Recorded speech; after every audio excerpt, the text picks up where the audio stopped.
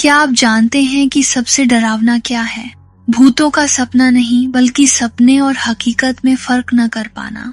और भी डरावना है कि मैं अगले सपने का इंतजार करने लगा हूँ, नशे की तरह। पता है कि गहराई में जा रहे हैं पर रुक नहीं सकते।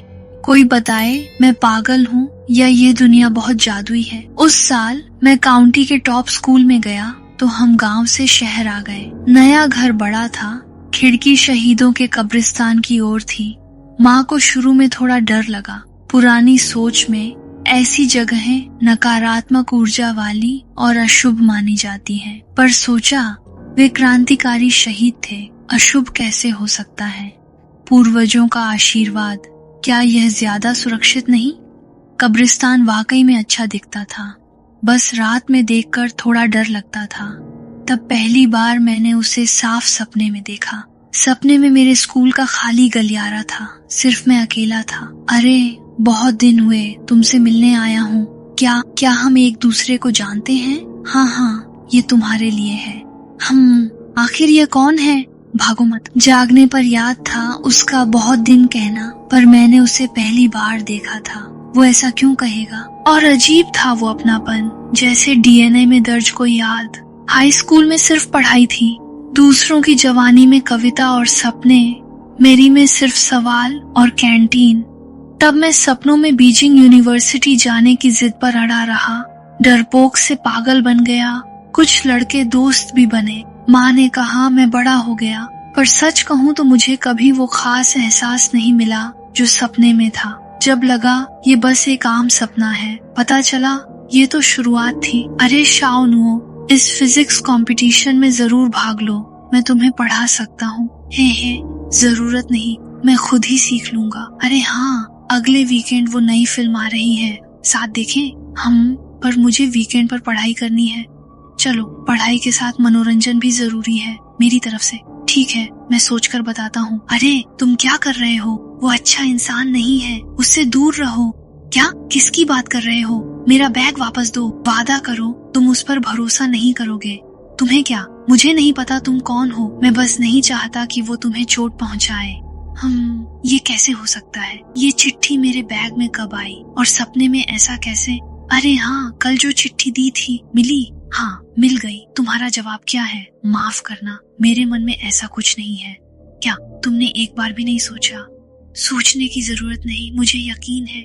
क्या तुम्हें कोई और पसंद है? वो कौन है? नहीं, मुझे बस तुम पसंद नहीं हो। अरे जल्दी आओ। पहली बार किसी लड़की ने मुझे ठुकराया। सुना है उसने शाओनुओ को 20 चिट्ठियां लिखी। काश मैं होता। ठीक है, याद रखना, तुम्हें पछतावा होगा। ध्यान रखना, लाओ वांग आज ठीक मूड में नहीं है। अच्छा, समझ गया, शुक्रिया। उस पल मुझे विश्वास हुआ कि सपने में वह भ्रम नहीं बल्कि वास्तविक था। शायद वह कोई रक्षक था, पर मुझे पक्का नहीं पता। तब से मैं अगले सपने की प्रतीक्षा करने लगा, उसे फिर देखने के लिए उत्सुक था। तुम्हें जापान विरोधी युद्ध के बारे में क्या पता है? बस वही जो किताबों में पढ़ा। अचानक ये क्यों पूछा? क्योंकि वहीं से हमारी कहानी शुरू होती है। क्या तुम्हें कुछ याद आया? क्या याद आया? क्या हम पहले से जानते थे एक दूसरे को? धीरे धीरे तुम्हें पता चल जाएगा। पुराने लोग कहते थे समय से प्यार होता है, मेरा तो सपनों से हो गया। रवि में हमारी सपनों की मुलाकातें बढ़ गईं।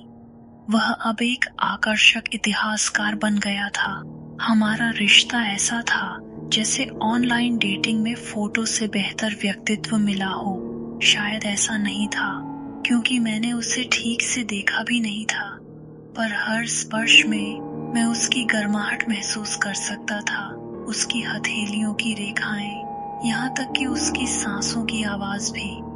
ये कोई सपना नहीं बल्कि एक गहन अनुभव था, पर इस प्रेम के पीछे एक भयानक इतिहास छिपा था। ये क्या हो रहा है? क्या तुम देख रहे हो? ये सच में हुआ था क्या? तुम्हें चोट कैसे लगी? बहुत खून बह रहा है। जल्दी चलो, यहाँ खतरा है। हम कहाँ जा रहे हैं? वहाँ जहाँ तुम्हें जाना चाहिए। ये मीनार मुझे इतनी परिचित क्यों लगती है? खुशी है तुम्हें यहाँ देखकर, पर तुम इस युग के नहीं हो। उत्तर जाओ, घर पहुँच जाओगे। मुझे मीनार में जाना होगा, पर हम जल्द ही फिर मिलेंगे। सुबह उठा तो सोचा, अगर सपने की राह पर दक्षिण जाऊं तो कहाँ पहुंचूंगा? ये कैसे संभव है? सपने में सफेद मंदिर, वास्तव में शहीद स्मारक, दोनों पूर्णतः मेल खाते हैं। ये संयोग नहीं, वह कौन है? खतरा क्यों जानता है? मुझे युद्ध से क्यों बचाया? और मुझे उससे अजीब परिचय क्यों? बधाई शियानुओ, सुना परीक्षा अच्छी रही, कोई समस्या नहीं होगी, है ना? धन्यवाद। आशा है सफलतापूर्वक पास हो जाऊंगा। उसे आखिरी बार सपने में देखा कॉलेज के दिनों में, पार्टी परीक्षा के बाद वाली रात। तुमने बहुत अच्छा किया। आपके निरंतर मार्गदर्शन के लिए धन्यवाद। यह हमारा है। याद रखो, मैं गोकिन हूँ। मुझे जाना होगा, पर फिर मिलेंगे। मेरा इंतजार करना। हम गोकिन, यह सिर्फ सपना नहीं, समय यात्रा की मुलाकात है, पूर्व जन्म का वादा। वह गोकिन है, शायद एक देशभक्त क्रांतिकारी। मैं भी देश सेवा के मार्ग पर चला। कुछ इसे साकुरा कहते हैं, पर यह समय से परे का प्रेम है। ये मेरी कहानी है। लगता है जैसे मध्य विद्यालय का दौरा हो। हाँ, शायद। अगर गोकिन सच में है, तो आशा है वह अच्छा जीवन जी रहा हो।